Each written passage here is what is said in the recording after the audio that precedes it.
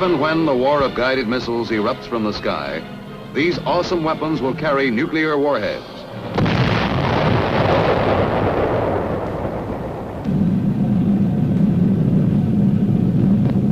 This is one of a series of films demonstrating the current doctrine and operational principles for the medical management of mass casualties incurred in a nuclear weapon attack.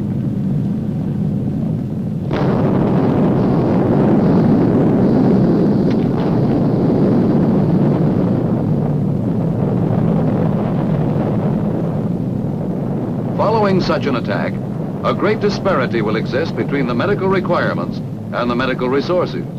The purpose of this film is to demonstrate the accepted principles in the management of psychological casualties.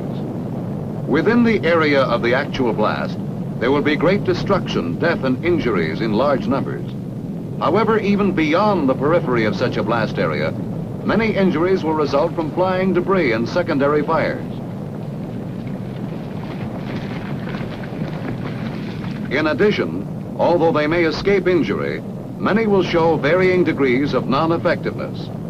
This will be due to the emotional impact of being exposed to massive physical destruction and great personal danger.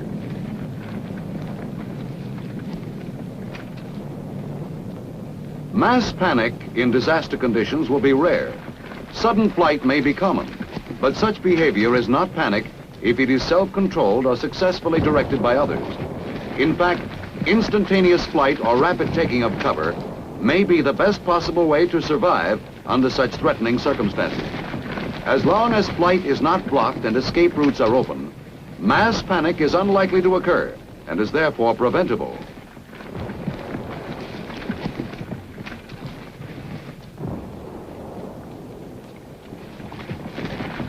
In from 15 to 20% of the survivors, actual danger will produce alertness and increased efficiency.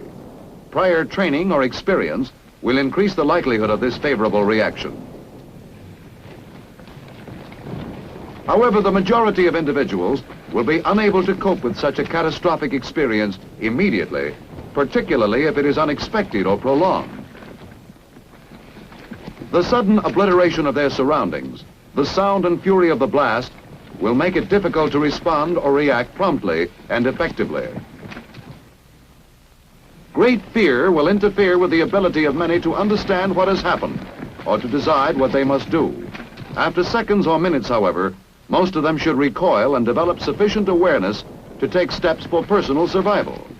During this recoil period, and for a time thereafter, such survivors may be influenced by the commands and activities of leaders or other survivors.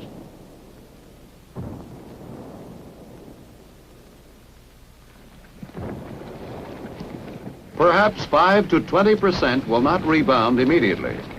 They will continue to be non-effective for hours, but rarely for days. Some may continue to be stunned or dazed. It is to this group alone that the designation psychological casualty may be properly applied, or to use the terminology of World War II, victim of combat fatigue.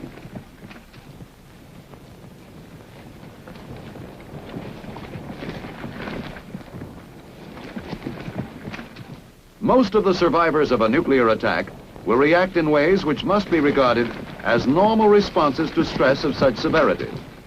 These reactions are not necessarily disabling and may render individuals only temporarily non-effective. These people will experience sensations and will behave in ways commonly encountered among disaster victims. Some may have tension headaches, a momentary freezing of muscular activity, temporary difficulty with speech, trembling or occasional gross shaking. Others may suffer from nausea and vomiting. Overactivity of the sympathetic nervous system, sweating of hands and feet, rapid heartbeat, giddiness, or breathlessness.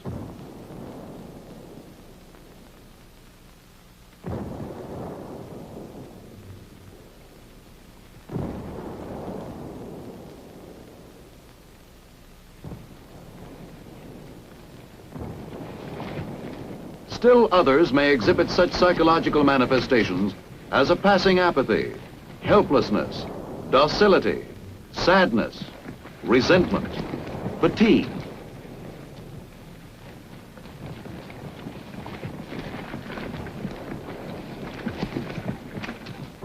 Some overexcitability with laughter or tearfulness and restlessness. All these symptoms are normal disaster reactions.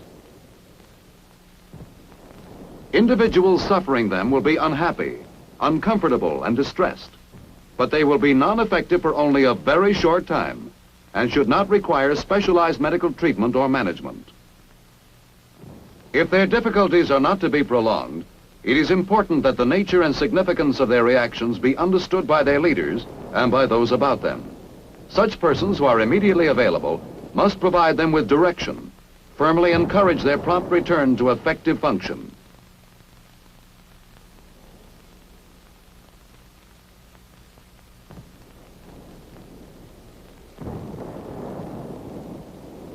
The reassurance and support of nearby and familiar medical personnel may help in this brief but highly effective type of psychological first aid.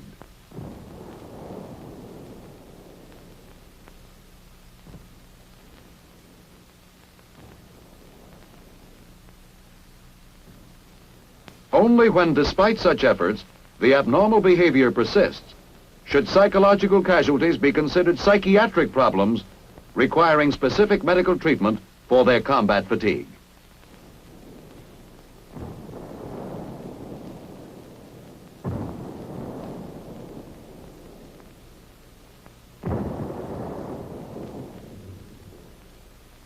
About 50 to 70% of those whose symptoms persist will be suffering from a mild incapacity. Some of these may connect their fears and anxieties with strong beliefs that they are suffering from heart disease, irradiation sickness, concussion, stomach trouble, and the like, symptoms ordinarily associated with internal injuries or disorders.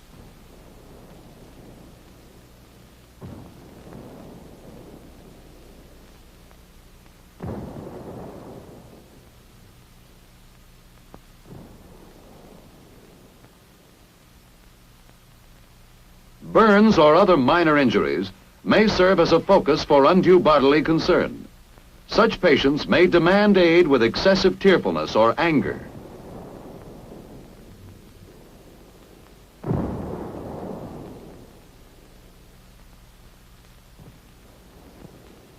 They may wander about aimlessly.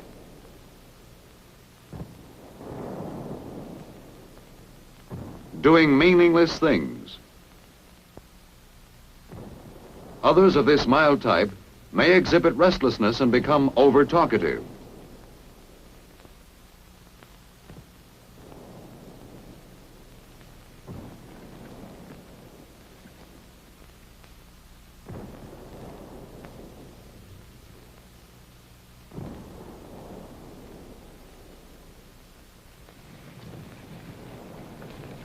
Because they cannot concentrate on or complete a single task, they will be almost unable to function with others. Approximately 30 to 40% of the psychological casualties will be of the moderate type. They will look sick and disabled. They may have difficulty talking. Others may be agitated with marked anxiety and tension. Some in this moderate group may suffer from a reactive depression. They may have lost a buddy in the attack and may display obvious grief. They will exhibit actual tears only occasionally.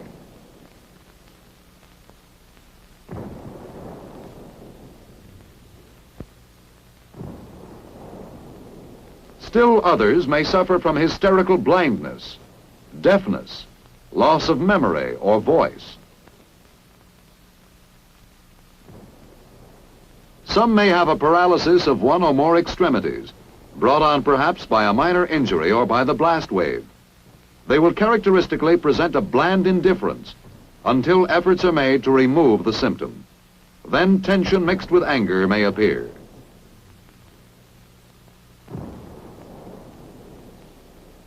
Finally, in this moderate group, there may be those who continue to be stunned and dazed by their experience. They may exhibit severe apathy.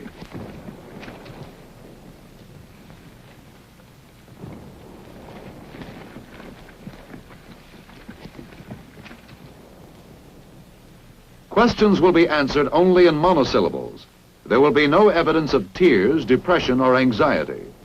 Because they seem absorbed in themselves or puzzled by their experiences, they will exert little effort to do or to say anything. They will seem unable to understand what has happened to them.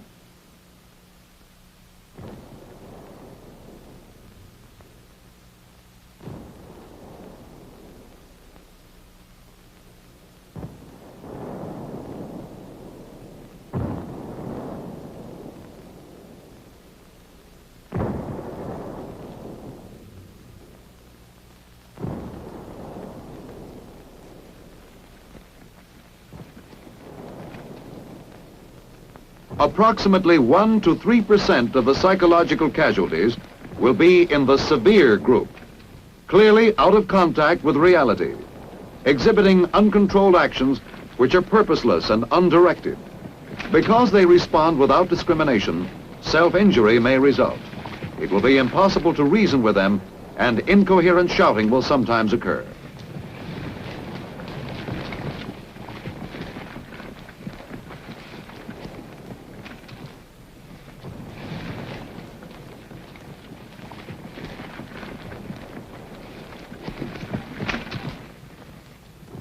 Also in this severe group will be some who exhibit a complete withdrawal from their environment to a helpless infantile state. They will be mute, motionless, with little reaction to stimulation.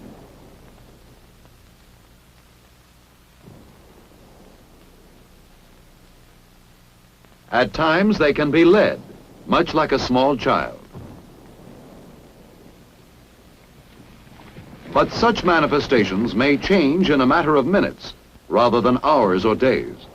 Usually the change will be in the direction of improvement with increased self-control and more effective behavior. Even the severe psychological casualty can be expected to improve within hours, within days at most, depending upon the kind of treatment he receives.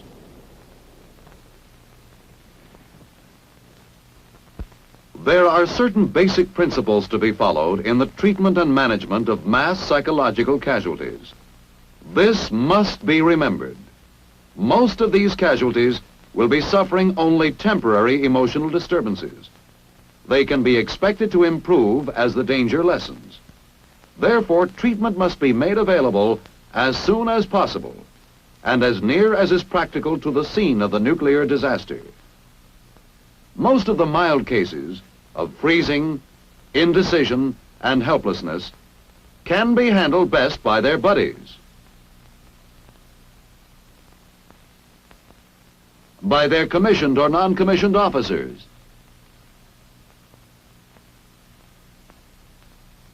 or by medical corps men.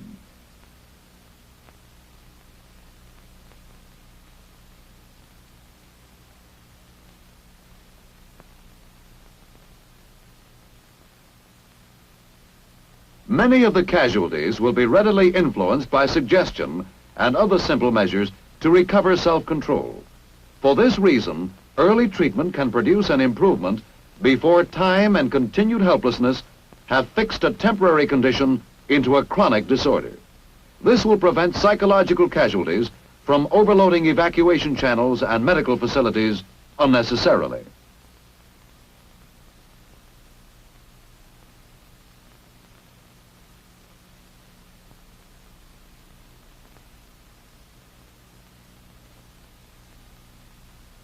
Immediately after the blast, these facilities must be reserved for the treatment of casualties with physical injuries. However, individuals who do not recover their effectiveness as a result of reassurance, leadership, and direction should be evacuated to the nearest aid station or medical sorting team.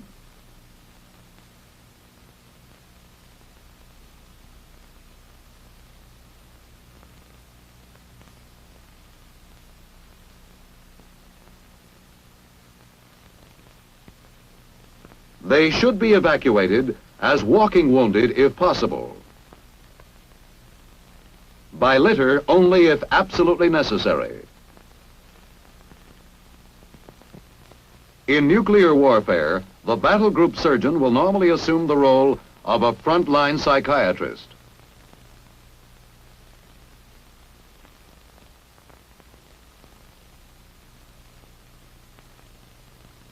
He will thus conserve the fighting strength of his unit at a time when every man will be vitally needed.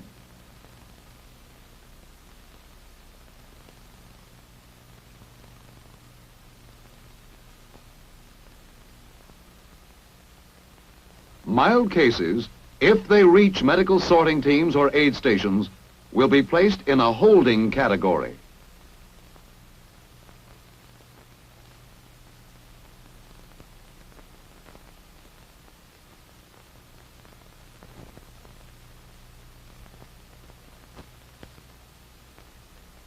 There they will be allowed to rest, talk to others, and regain self-control.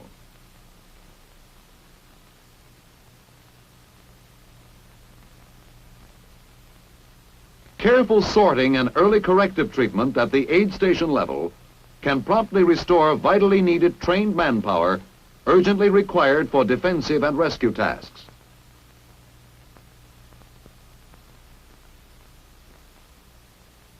Psychological casualties should be encouraged by reassurance of recovery to aid them in accepting their condition as being only temporary. Encouragement by the treatment personnel can help, provided it is stated with conviction. Their calm acceptance of the casualty and their attitude that the symptoms are only temporary can produce the desired improvement within a matter of hours, especially after certain treatment procedures have been followed. These procedures should be simple and brief, not only because of the lack of personnel and time, but because straightforward simplicity avoids the suggestion of serious illness.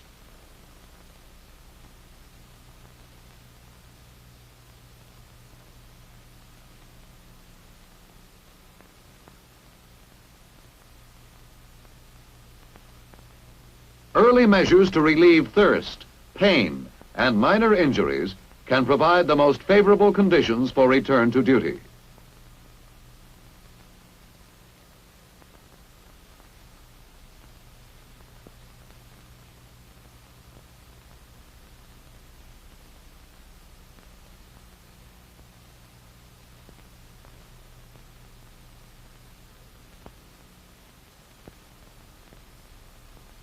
If available, small doses of a sedative with warm milk, soup, or cocoa can promote relaxation, although the warm drink alone can often serve the purpose adequately.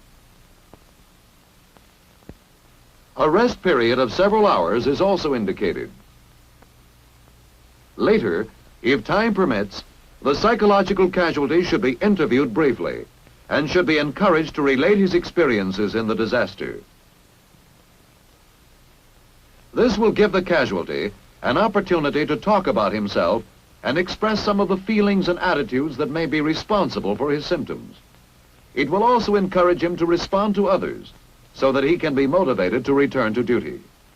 The final stage in this brief and simple treatment consists of giving the casualty directed and supervised duty assignments.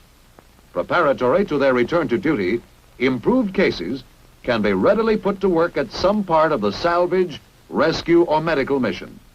With this return to activity, their ability to work with others will improve, and they will be led further toward resuming their normal activities.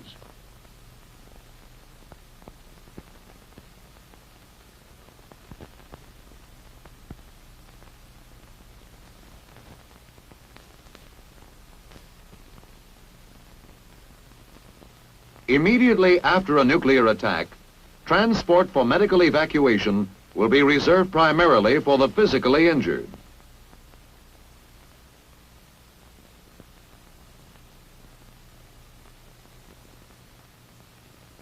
However, when these facilities become available, the severe persistent psychiatric cases should be evacuated. This will normally be to the Division Psychiatric Treatment Center.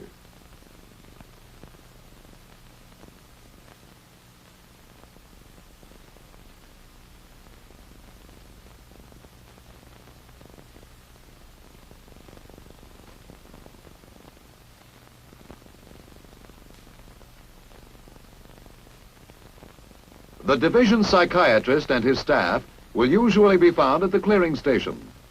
During the initial phase, the division psychiatrist may be largely occupied with assisting in the sorting and treatment of the physically injured.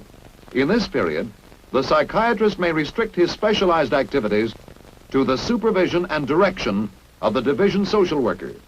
The social worker will provide the immediate treatment and supervision of the patients.